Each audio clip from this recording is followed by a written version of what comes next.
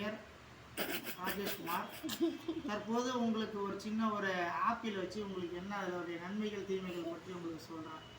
நீங்கள் கடையிலேருந்து வாங்கிட்டு வர ஆப்பிள்ஸ் வந்து நிறைய டஸ்ட்டு எல்லாமே இருக்கும். அதை நீங்கள் என்ன பண்ணணும், தண்ணியில் போட்டு வாஷ் பண்ணிவிட்டு நீங்கள் என்ன சொல்லுவாங்க, நம்ம முன்னோர்கள் பாட்டிகள் தாத்தா அவங்களாம் என்ன சொல்லுவாங்கன்னு கேட்டிங்கன்னா, இந்த தோலோடு சாப்பிட்டா நல்லதுன்னு சொல்லிட்டு சில அம்மாக்கள் எல்லாமே சொல்லுவாங்க. நல்லது தான், நான் இல்லைன்னு சொல்ல. ஆனால் நம்மள்ட்ட இப்போ வர ஆப்பிள்ஸ் எல்லாமே வந்து பார்த்திங்கன்னா ஹைப்ரிட்டான ஆப்பிள். அந்த ஹைப்ரிட்டான ஆப்பிள் வந்தாலும் நம்ம குழந்தைங்களுக்கு நேராக கொடுக்கக்கூடாது. நிறையா விட்டமின்ஸ் இருக்குது. இருந்தாலும் பார்த்திங்கன்னா நல்லா குழந்தைகள் வளர்கிறதுக்கு விட்டமின் சி எல்லாமே இதில் இருக்குது. இருந்தாலும் பார்த்திங்கன்னா நீங்கள் வாங்கும்போது குழந்தைங்களுக்கு இந்த தோலோடு கொடுக்காதீங்க, சரிங்களா? நல்லா பாருங்கள், இந்த ஆப்பிள் நல்லா பாருங்கள். ஒரிஜினல் ஆப்பிளுக்கும் இந்த ஆப்பிளுக்கும் நிறையா வித்தியாசம் இருக்குது. நல்லா பார்த்துக்குங்க. ஆப்பிளுடைய கலர்ஸ் வந்து டிஃப்ரெண்ட்டாக இருக்கும். இருந்தாலும் பார்த்தீங்கன்னா நம்ம கடைக்காரங்கள்ட்டலாம் போனீங்கன்னா வாங்கும்போது ஒரு 1/2 கிலோ ஆப்பிள் வாங்குறீங்களா, ஒரு 4-5 ஆப்பிளை போட்டு கவரில் கட்டி அப்படியே கொடுத்துருவோம். நம்ம அர்ஜென்ட்டில் என்ன பண்ணுவோம், சரி நம்ம கேரி பேக் கிடைக்குது அப்படின்னு சொல்லி வாங்கிட்டு வந்துடுவோம். வாங்கிட்டு வந்து நல்லா நம்ம என்ன பண்ணோம்னா வாஷ் பண்ணிவிட்டு கத்தியை எடுத்து நீங்கள் என்ன பண்ணுறீங்க அப்படின்னு கேட்டிங்கன்னா, நல்லா பாருங்கள் மக்களே, இதில் மெழுகு எவ்வளோ இருக்குன்னு நல்லா பாருங்கள்.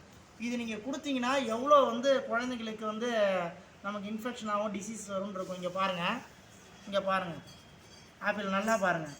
நீங்கள் நல்லா பாருங்கள் மக்களே, பார்த்துட்டிங்களா? இந்த தோலில் எவ்வளோ மெழுகு ஏற்றி வச்சுருக்கான்னு பாருங்கள். இந்த மெழுகு ஏன் ஏற்றுறாங்க அப்படின்னு கேட்டிங்கன்னா, இந்த கலருக்காகவும் அழுக்காகாமல் இருக்கிறதுக்காகவும் உங்களுக்கு ஷைனஸ் கொடுக்கவும் ஒரு இதில் வந்து முக்கி எடுத்து வைப்பாங்க.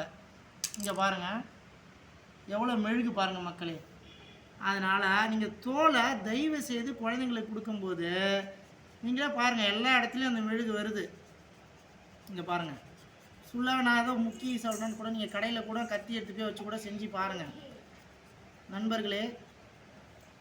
நல்லா பாருங்கள், குழந்தைங்களுக்கு மெயினாக வந்து நீங்கள் கொடுக்கும்போது கட் பண்ணி அந்த தோல் அம்மாமார்கள்லாம் வந்து தயவுசெய்து கொடுக்கணும். அந்த அம்மாக்கள்லாம் என்ன பண்ணுறாங்கன்னு கேட்டிங்கன்னா, அவங்களுக்கு சுழுவாக இருக்கணும், அவங்களுக்கு வேலைகள் வந்து அதிகமாக பலு இருக்கக்கூடாதுன்றது அப்படியே கட் பண்ணி கொடுத்துருவாங்க. இல்லை சில பிள்ளைங்க என்ன பண்ணுங்கன்னு கேட்டால் அப்படியே கடிச்சு தின்னுங்க. அதெல்லாம் தவிர்க்கணும். அதை வந்து அம்மாக்கள் தான் வந்து கவனிக்கணும். சில அம்மாக்கள் என்ன பண்ணுறாங்கன்னு கேட்டிங்கன்னா, ஃபோனுங்களை வந்து பிள்ளைங்கள்ட்ட கொடுத்துட்றாங்க. சில அம்மாக்கள் வந்து ஃபோனுங்களை அவங்களே பார்த்துட்ருக்காங்க. அதெல்லாம் தவிர்க்கணும் மக்களே. நன்றி, வணக்கம்.